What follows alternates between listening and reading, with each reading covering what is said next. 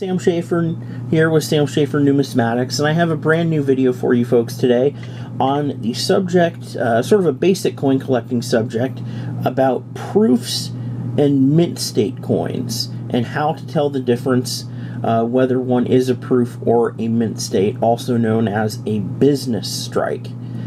And this is kind of a basic concept, but I'm also going to go a little bit into how to evaluate these coins, how to analyze the surface condition, and a little bit about grading them. Now, grading proofs can be pretty complex, and grading in general can be complex. So I do recommend, if you're new to grading, to check out some of my other videos that cover the subject on a more fundamental level, and some of the concepts in this video may make more sense.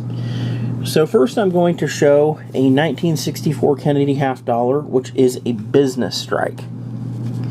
So this is your basic coin, and notice how I'm holding it with my forefinger and thumb, and I'm kind of moving the coin back and forth almost like a spinning top, and I'm causing the light to reflect off the coin and dance around the surface in a circular pattern, which we call cartwheeling the coin.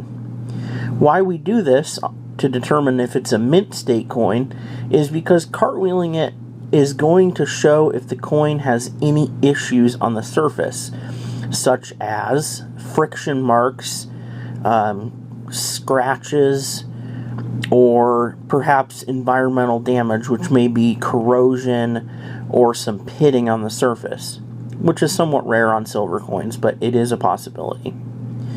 So there's really no major issue with this coin. There are a few marks just from being in a canvas bag at one point and gathering what's called contact marks against just hitting other coins. I'm going to go ahead and show the reverse side. Same thing here. Nice cartwheel effect on both sides.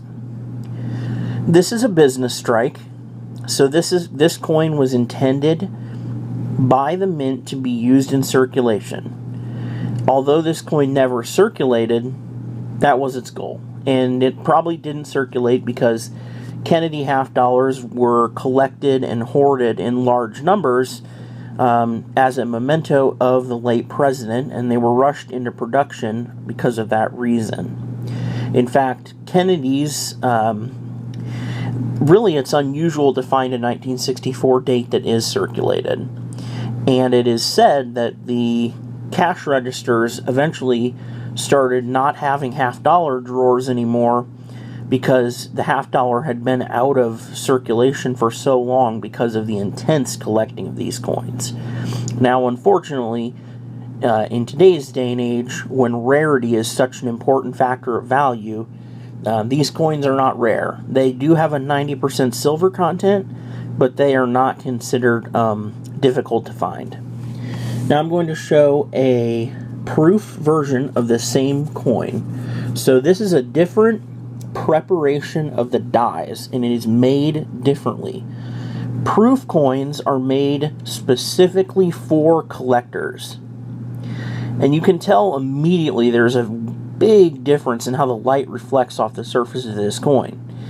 It actually is reflective. So the coin is mirrored, is what it's called. It's like looking into a mirror. And I'm going to show the back side of it as well. And you'll see that they have a very beautiful look. These coins are not made to circulate, and in fact, if one of them is circulated, it is likely caused by having been put in somebody's pocket or possibly mishandled. A lot of them do get mishandled, and so it's important to store your proofs in something that protects them, like an airtight capsule, or at the very least a cardboard 2x2, which the coin can be stapled into. Now, just because a coin is a proof does not mean it has more value. For instance, 1964 proof sets are very, very common, which are where these coins come from.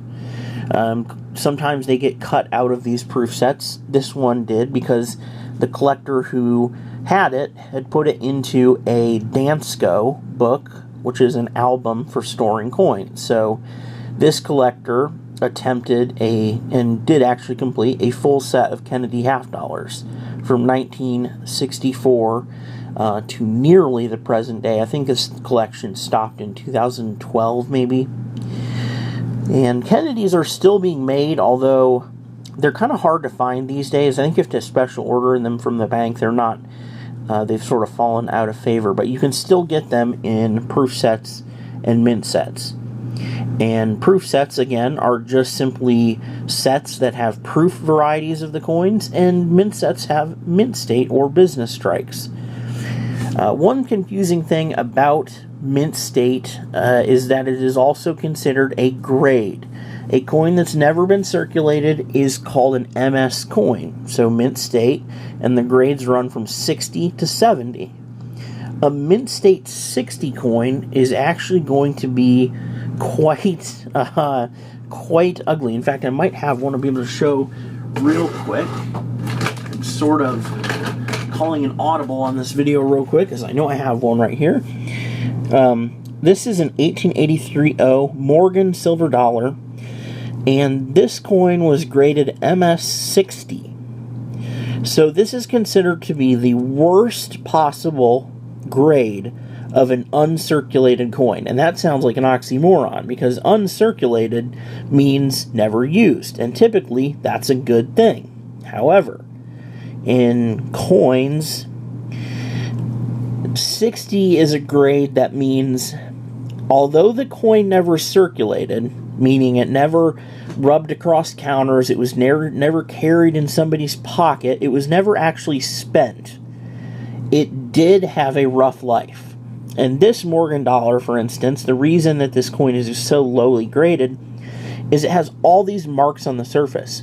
But the coin still cartwheels. It cartwheels very nicely.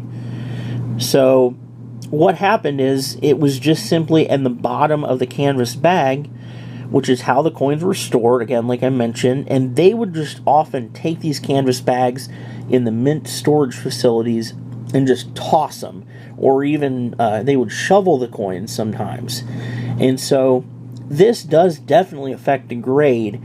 It's just a grade cannot drop below 60 unless the coin has been circulated, or it will grade as a details coin if the coin has been damaged in some way. Even though this coin looks like it's been through a garbage disposal, it is not considered a damaged coin.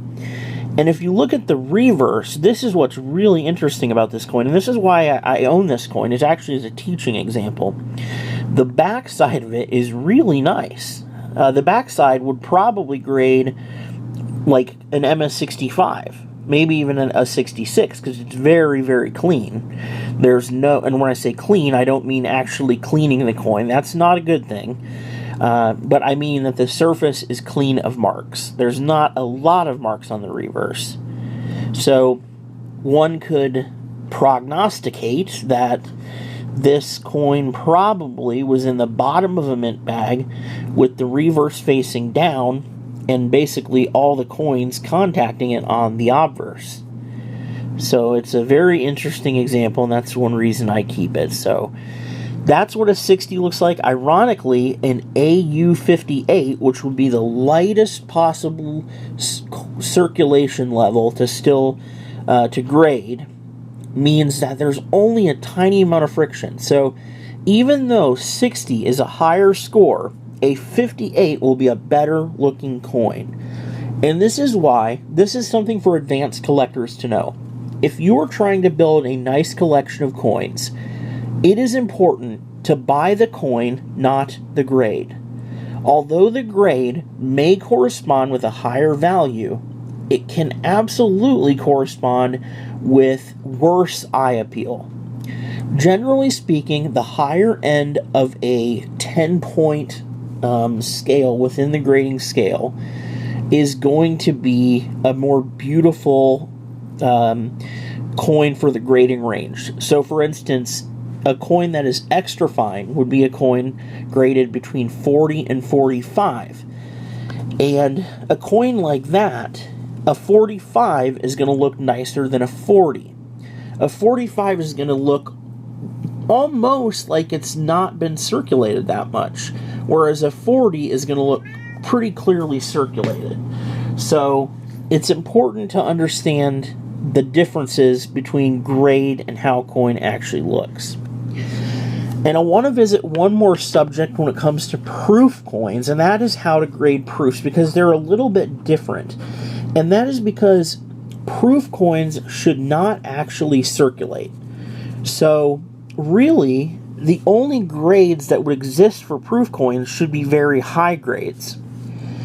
A high-grade proof coin will also exhibit cameo or deep cameo features.